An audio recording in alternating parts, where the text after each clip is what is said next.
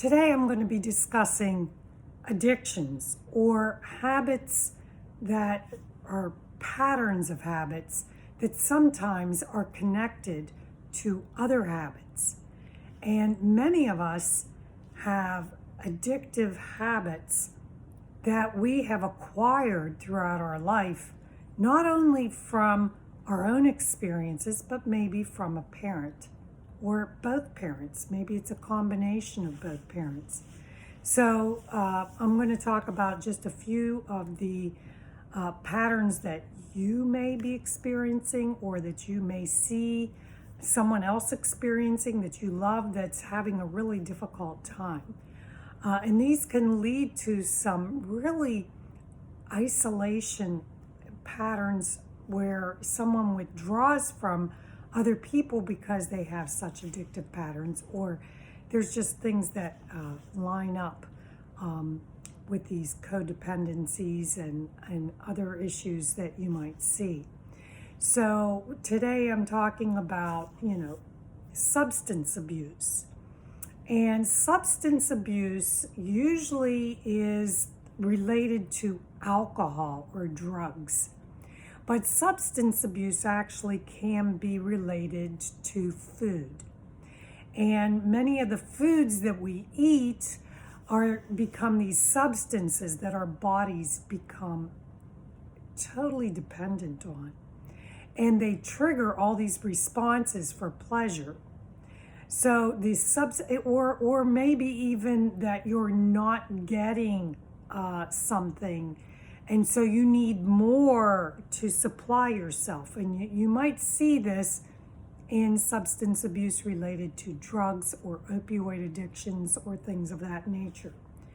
Sugar, believe it or not, is one of the biggest substances or the largest industry known as a substance to continue to draw you to want more. That can also be seen in some of the other substances that are out there that are marketed, the sodium and the sugar connection. They know that, that's a thirst response, and you're going to want sugar, and then it causes some osmotic effects in the body for you to thirst more. And then there's the sodium or the salt. So you've got these triggers in your body that are occurring that you may not even be aware of. But when it comes to substance abuse, let's go back to that.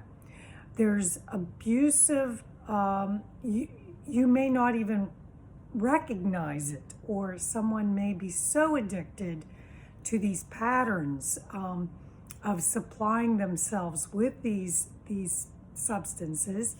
And we're going to go to supplements, because if we're not finding our answers in our foods, which may be junk to our body, if you're not finding these junk food sources to be of value or be comforting, we might turn to these substances that are supplements. And then you start relying on these supplements to help comfort you. And maybe it's going to trigger some other responses in your body. And then these supplements are only giving you part of what you need. They are not providing you with the actual nutrient value of what you need in your gut and for performance.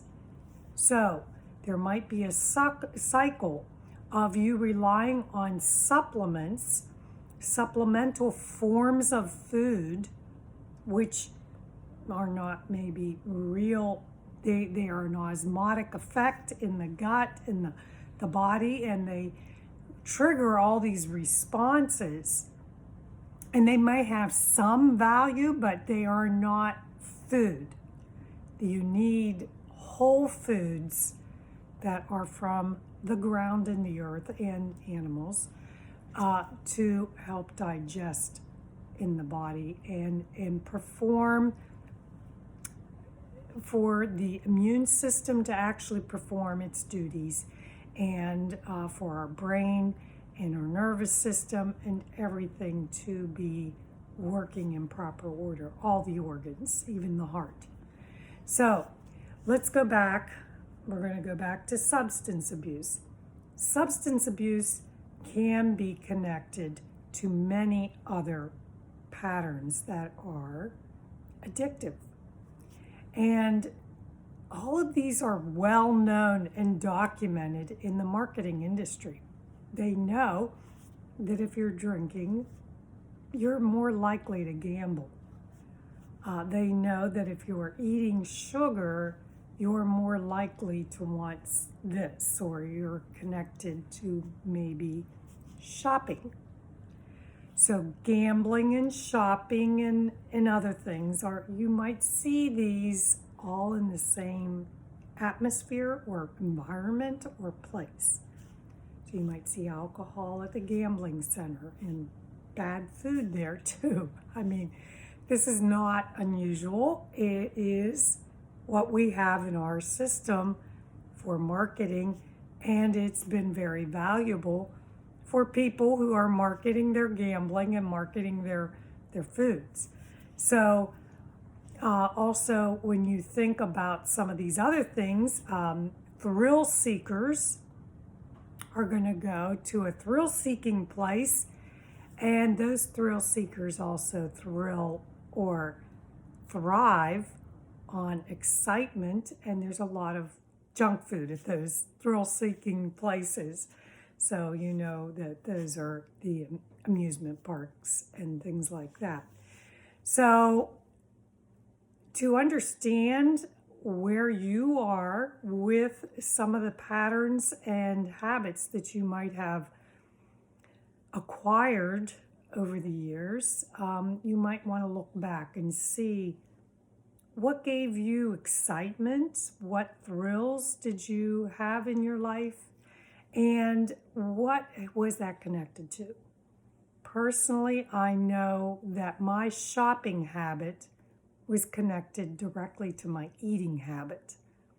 And so I was looking for some excitement with shopping. I love to shop. I love to match. And believe it or not, some of that came from both my parents, but my father was in the upholstery business, and a lot of that was about matching colors and matching things to make things look sort of not perfect, but almost perfect. You had to have a match, because in his upholstery business, you had to go out and look at people's, furniture and their situation. And there's nothing wrong with that. I mean, that was perfect. That was his livelihood.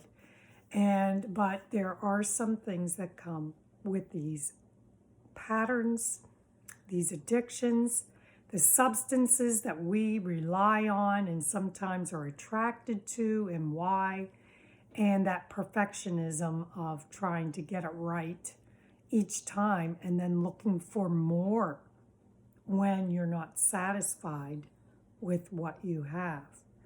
So, patterns of addiction can come with substance abuse. It could be tobacco. It could be, and that might be an oral addiction.